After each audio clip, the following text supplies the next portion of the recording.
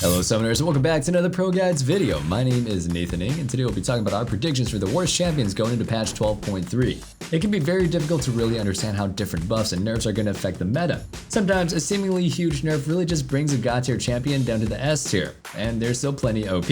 Other times what seems like a minor 2 base AD reduction just causes a champion to drop off the rift. So we're here to steer you away from what we think are going to be the worst champions in each role this patch. We'll be starting things out in the top lane with Rumble. Rumble mid isn't a totally fine spot. In fact, it's pretty darn broken. He completely rolls any champion pool that you typically deal with in the mid lane, giving him massive prio. And since you're in the dead center of the map, you can always use that prio to help either side of your jungle or side lanes with a roam. But in the top lane, the script is flipped, and everything works against you. Rumble already got smashed by the Bruisers and Juggernauts in the top lane prior to this patch, but with Death's Dance and Maul Mortis getting some pretty big buffs, things are going to be even rougher. The longer lane also makes just shoving and roaming much harder to accomplish. For one, most champions are just going to hold the wave and freeze it under tower. If you try to move up and break that freeze, they can just chase you down in a much longer top lane. 2, you're in the top lane, so roaming opportunities aren't nearly as abundant, if you even get the chance to try. So if you have to play Rumble, play a mid. Don't end yourself and the other 4 people that are on your team in the process. Avoiding the champions on this list is a good starting point to rank up, but if you're actually serious about climbing, you should check out ProGuides.com. We have courses from all your favorite streamers and pros like Core JJ, APHELIOS, and Smithy to really help you understand how to play your role. And if you want a more personalized experience, we have coaches available 24/7 ready to help you guys become the best. Our coaches are top tier players that have spent years climbing the solo queue ladder to get where they are now, and they're ready to share everything that they've learned with you. And there's no better time than now to sign up, because we're running a pretty sweet deal. Just use the discount code WINTER when you check out for 20% off your sub. Now let's get back on topic, shall we?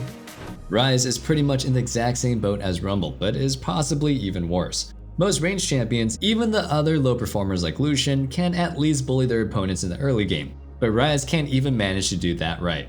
His early game damage is pretty low and he has horrendous mana problems. He'll definitely get out of mana before you even get the chance to get any solo kills top lane. And more often than not, you're just going to be a buffet for the enemy top laner. RYZE has always been a scaling oriented pick, but in the last couple of seasons he just kind of takes way too long to come online. And when he does reach that 3-item power spike that you're looking for, he's just too lackluster. He just gets completely smashed by the top lane titans like Camille, Fiora, or Jax. Like Rumble, things are only gonna get worse for RYZE since Death's Dance and Ma are getting some hefty buffs. Now taking things into the jungle, the first champion to avoid is Zed. Even before the nerf Zed got last patch, we've been seeing a stare clear from him in the jungle. In fact, in my opinion, it's just never been that great at all. Everybody went crazy when they first buffed him last season, giving him one of the quickest jungle clears in the game. But what's the point of being able to clear the jungle quickly if you can't even duel the other jungler and the ganks are so lackluster? At least with power farmers like Fiddlesticks, you can get an ultimate that can completely wipe the entire enemy team later on, but with Zed, you're just killing a single opponent at best. And since he usually struggles to find any type of lead early, that's just being hopeful. Most of the time I see a Zed jungle, they can't even one-shot an ADC, the one thing that they should be able to do. If you're a Zed fanatic, you just play him mid. He's still performing super well there even after the nerf that he got. You can bully lane, snowball, and roam to affect the map, rather than just anchoring your team on the most influential role in the game. The other jungler to stay away from is TALON.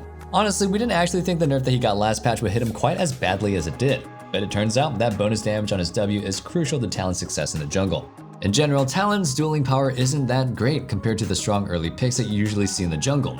But with a super fast clear speed giving him a level advantage, and the fact that you usually run Ignite, you can easily cheese the enemy jungler if you found them. If not, you'd use your faster tempo to non-stop pick up kills in lanes. But with the slower clear speed, Talon really struggles to get anything done early, and so he can't just get the snowball rolling that most assassins need to be a threat later on into the game. This patch, things are only going to be rougher. Since bruiser items are being shifted to be more offensive oriented, you'll be easier to bully for bruisers like Lee Sin or Xin Zhao. Next up for the mid lane, that first F-tier champion to talk about is AZIR. Mages in general have been considered the most OP class of champions since the start of the preseason. They have a lot more options for building now, from the super defensive combos like Crown and Zhonya's to the super magic nuke builds with Ludens and Shadowflame.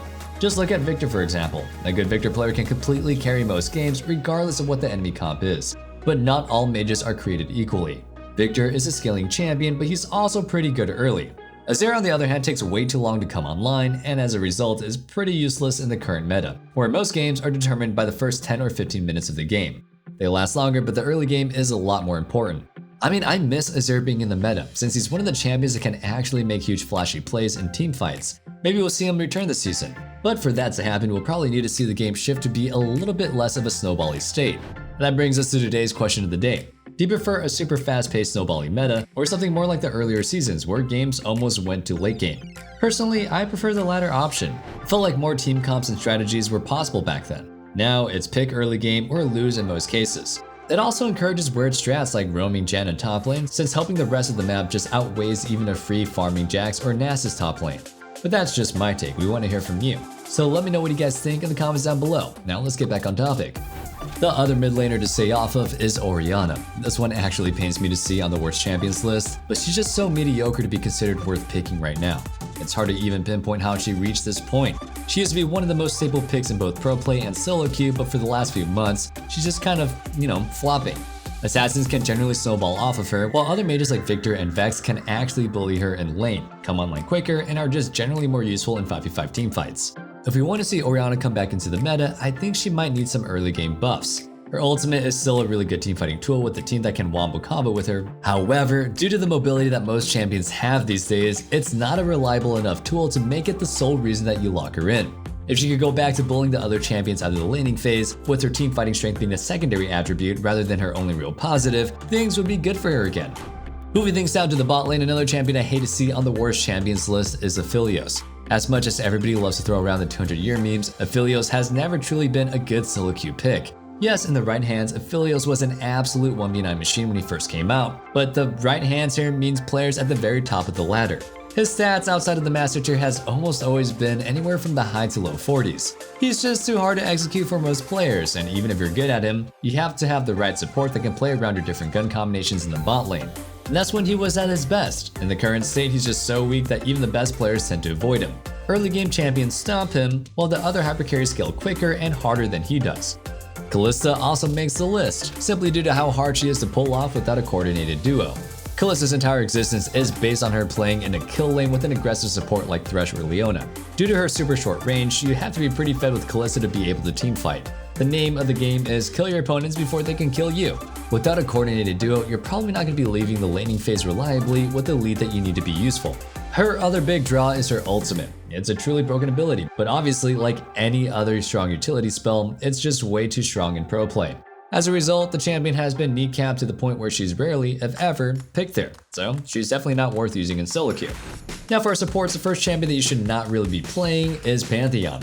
Pantheon is a super feast or famine type of champion, since he's pretty useless without a lead. In a solo lane, this is fine. He's a massive bully that can win against almost any other champion 1v1 early game. He wins both the short and extended trades, allowing him to build up a lead very quickly, which he can then use to roam and affect the rest of the map. But as a support, you won't get that snowball rolling nearly as consistently. It's a lot harder to go in for those short bursty trades in a 2v2 scenario. If your ADC isn't just right there with you, odds are you're going to be losing that health trade. Also, most other supports have a way to either disengage you or just turn the fight on you altogether. So, take my advice and stick to playing Pantheon in the intended role as a solo laner. Finishing off our list, we have Vex. We could pretty much just copy-paste the last section here. Vex is a super strong mix between a burst mage and a battle mage, making her a mid laner that can win lane against other mages and assassins alike. She's a perfect 1v1 lane bully, with tools to prevent most opponents from even touching her. This usually leads to you either getting fed off your opponent, or at least free farming the minions if they show you the respect that you deserve. Either way, once you make it to the mid game, you'll be strong enough to absolutely roll fights if you land her combos. But as a support, you won't be able to do that reliably. Having lower levels and no farm means that you have to snowball insanely hard if you want to have that same impact as Vex mid. Since you're not going to be coming out of the laning phase with 10 kills most games, odds are you're just going to be going in, doing a mediocre amount of damage, and then just getting blown up. And that wraps things up for our 10 worst champions on patch 12.3. Hope you guys enjoyed the video, and if you did, make sure you sub so you never miss out on our meta guides, and you're always on the loop on what the best picks are. Remember, let us know whether you prefer fast snowballing games or a slower, more scaling oriented meta down in the comments below.